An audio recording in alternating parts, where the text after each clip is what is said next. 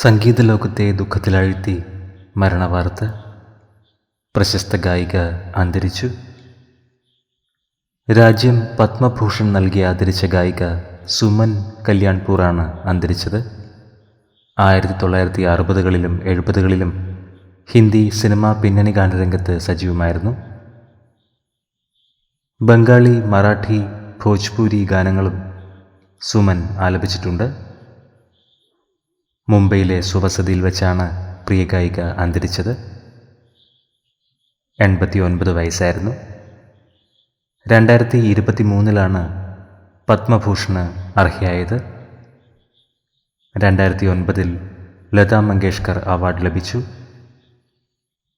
അതുല്യ പ്രതിഭയ്ക്ക് പ്രണാമം അർപ്പിച്ച് നിരവധി പേരാണ് സോഷ്യൽ മീഡിയയിൽ എത്തിയത്.